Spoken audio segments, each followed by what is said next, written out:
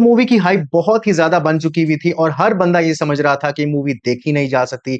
कोई कह रहा था कि मूवी बहुत ही ज़्यादा गोरी है, अब तक की सीरीज़ के अंदर सबसे ज़्यादा गोर इस मूवी में है और कोई तो ये भी कह रहा था कि मूवी देख पाना ही नामुमकिन सा लगता है। तो मैंने भी सोचा कि चलो यार मूवी देखते हैं और फिर डिसाइड करेंगे कि ये मूवी मुझे कैसे लगती है। और मूवी देखने के बाद एक बात तो फाइनल हो चुकी थी कि भाई ये मूवी वो नहीं थी जो मैं एक्सपेक्ट कर रहा था, बल्कि ये कुछ टोटली डिफरेंट चीज थी। तो आप लोग देख रहे हैं मिस्टर वॉच और आज मैं बात कर रहा हूँ इवल डेड बर्न की।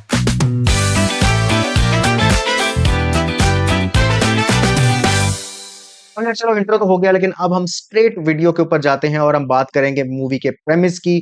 मूवी के अंदर क्या कुछ अच्छा होता है, क्या कुछ बुरा होता है, क्या कुछ बेहतर हो सकता था।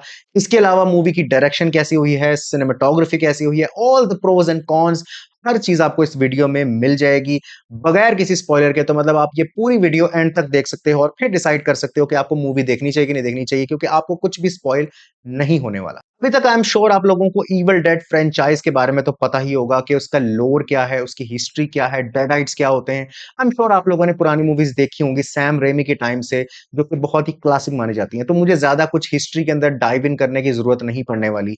हम बात करते हैं इवल डेड बर्न की। तो अगर हम बात करते हैं इसके प्रेमिस की, तो ये इवल डेड बर्न की स्टोरी स्ट्रेट आफ्टर शुरू होती है इवल डेड राइज से।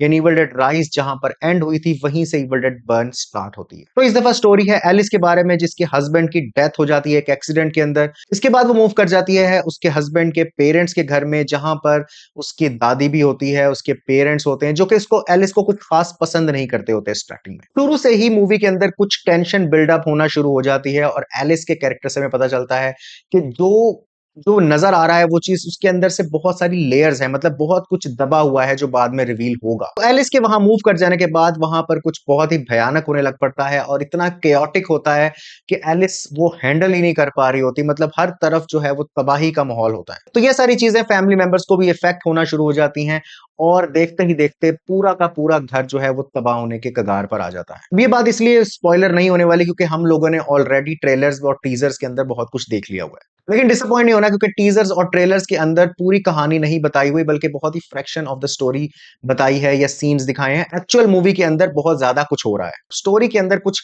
बहुत ज्यादा एक्सट्रीम नहीं है, स्टोरी बहुत कॉम्प्लेक्स नहीं है, स्टोरी बिल्कुल सीधी सीधी सी है, लेकिन उसको जिस तरह से प्रेजेंट किया है वो बहुत डिफरेंट है। तो इसलिए यहां से मैं तारीफ करना चाहूंगा सेबेस्टियन वेनिचेक की, जिन्होंने इस मूवी को डायरेक्ट किया है। और मैं ये पूरा I can say hands down ये मूवी बहुत अच्छी डायरेक्ट हुई हुई है। इसके अलावा इस मूवी की सिनेमेटोग्राफी भी बहुत ही टॉप नॉच है। मतलब आपको ऐसे ऐसे शॉट्स मिलेंगे जो कि आपको मजबूर कर देंगे सोचने पे कि यार ये शॉट इन्होंने कैसे लिया होगा। इसके अलावा मूवी का साउंड डिजाइन जो है वो बहुत ही ज्यादा कोई एक्स्ट्राऑर्डिनरी नहीं है, सिंपल है, इफेक्टिव है, वर्क करता है, बहुत ज्यादा कह सकते हैं कि बेसिक है। सबसे पहले बात कर लेते हैं मूवी के प्रोज की। मूवी किस चीज में अच्छी है और आप लोगों को क्या क्या मिलने वाला है इसमें अच्छा मवाद जो अगर आप मूवी देखते हो। सबसे पहले तो ये बात कि ये मूवी बहुत ज्यादा लंबी नहीं है, मतलब 2 घंटे के अंदर अंदर ही है। लेकिन जितनी है उतनी भी फील नहीं होती, क्योंकि इस मूवी के अंदर जो है constant drama, constant tension buildup होता रहता है। मतलब आप कहीं भी बोर तो नहीं होने वाले। इसके अलावा मूवी का जितना भी एक्शन है वो बहुत ही अच्छी तरीके से कोरियोग्राफ हुआ हुआ है। और इवन कि हमने इसके टीजर के अंदर भी इसका ग्लिम्स देखा था, जो स्टार्टिंग का टीजर वन टेक शॉट था, वो भी बहुत ही ज्यादा कमाल और फिनोमिनल लगा था। इसके अलावा एक्टर्स ने भी अपना अपना रोल बहुत अच्छा निभाया है और एक्टिंग भी अच्छी है। सबसे बड़े पॉइंट के ऊपर आते हैं कि जो इवल डेड फैंस हैं वो इस मूवी को, इस फ्रेंचाइज को इसलिए देखना पसंद करते हैं क्योंकि इसमें बहुत ही ज्यादा गोर होता है, भर भर के होता है। तो आप लोग डिसअपॉइंट नहीं होने वाले, क्योंकि इस मूवी के अंदर भी गोर भर भर के ही है। और इनफैक्ट कुछ सीन्स तो ऐसे डिस्कस्टिंग हैं कि आपसे देखे भी नहीं जाएंगे। लेकिन जितने भी गोर और डिस्कस्ट लवर्स हैं यहाँ पर, जितने भी वियर्ड किस्म के लोग मैं कह सकता हूँ मेरी तरह के, वो इस मूवी को पसंद करने वाले हैं। तो चलो अब बात कर लेते हैं मूवी के कॉन्स की, क्या क्या चीजें इसमें बुरी हैं और इसमें काफी कुछ ऐसा है जो कि प्रॉब्लमैटिक है। सबसे पहले तो ये कि ये मूवी एक्चुअल लोअर के अंदर फिट इन ऐसा लगता है कि हो नहीं रही, लेकिन उसको जबरदस्ती किया हुआ है। इससे पहले हम लोगों ने इवल डेड राइज देखी थी, जो कि परफेक्टली मैच करती थी इवल डेड के टोन को। और उसके अंदर जितने भी डेडाइट्स का कॉन्सेप्ट था, इवन कि उसके अंदर एक ही डेडाइट था जिससे वो स्प्रेड करते हैं बाद में। बट वो मूवी स्टिल काफी ज्यादा फिट इन होती थी एक्चुअल इविल डेड के पूरे फ्रेंचाइज के अंदर। ये movie it feels like another part, another universe of the same concept.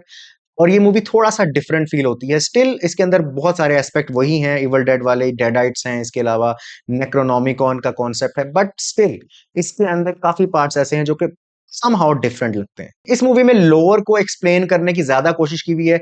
I am not sure about that. मुझे पर्सनली ऐसा लगता है कि जितना ज्यादा लोर जो है, जितना ज्यादा मिस्टीरियस या हिडन रहेगा ऐसे कॉन्सेप्ट का, वो उतना ज्यादा स्केरी या डेमोनिक या फिर टेरराइजिंग फील होता है। यानी कि जितना ज्यादा आप लोर को और इनकी हिस्ट्री को एक्सप्लेन करने लग पड़ोगे, उतना ज्यादा वो चीजें सिंपलर हो जाएंगी और इतना ज्यादा उनका वो स्केयर फैक्टर इफेक्ट हो जाएगा। एक और कौन इस मूवी का ये भी है कि इस मूवी की जो स्टोरी लाइन है वो मैंने जैसे कि पहले बताया बहुत ही ज्यादा बेसिक है। स्टोरी में कुछ खास है नहीं। मतलब एक लड़की जिसका हस्बैंड की भी डेथ हुई है, वो अपने उसके पेरेंट्स के घर पर आती है और उसके बाद वहां पर केओस होना शुरू हो जाता है। मतलब इसके अंदर एज सच कुछ है नहीं। हाँ, वो केओस क्यों होना शुरू होता है ये आपको मूवी देखकर पता चल जाएगा।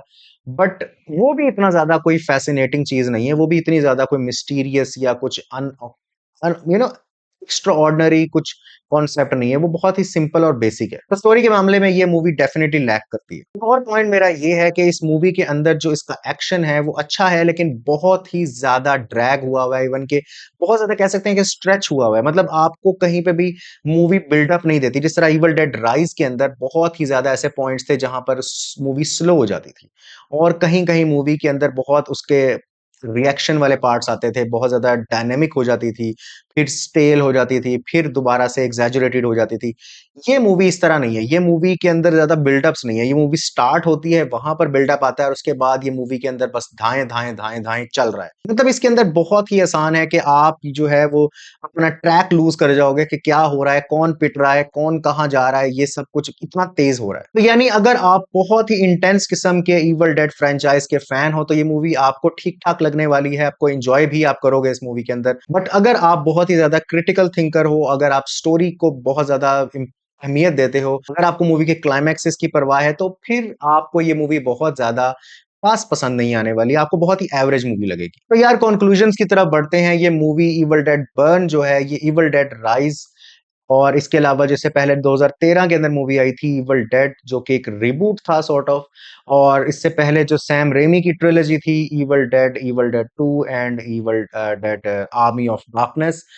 अगर इन सब मूवीज को मैं कंपेयर करूं, सिर्फ ये मूवीज की मैं बात कर रहा हूं, वरना इसकी लोर तो इतना फैला हुआ है कि इसके अंदर गेम्स भी हैं, इसके अंदर कॉमिक्स भी हैं, इसके अंदर बहुत कुछ है। बट अगर ये मूवीज मूवीज को अगर हम देखें और उनकी स्टोरी लाइन को देखें, तो ये मूवी बहुत ज्यादा मुझे प्रोमिनेंट फील नहीं होती। इवन के ये मूवी इवल डेड राइज इससे पहले जो आई थी उससे काफी वीक लगी है मुझे।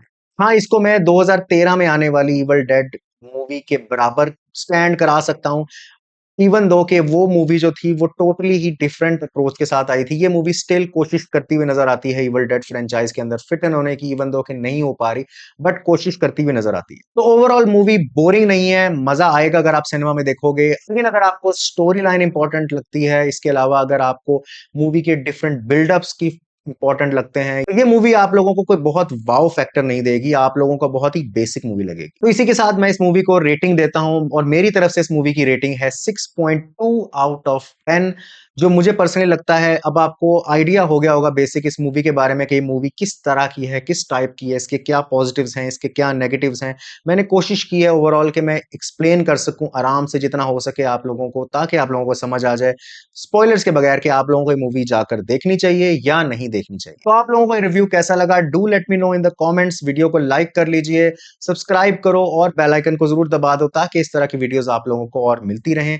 इसके अलावा आप लोगों की फेवरेट मूवी या हॉरर फिल्म स्पेशली कौन सी है, वो भी मैं कमेंट सेक्शन में मेंशन जरूर कर देना। टिल देन टेक केयर, फिर मिलेंगे।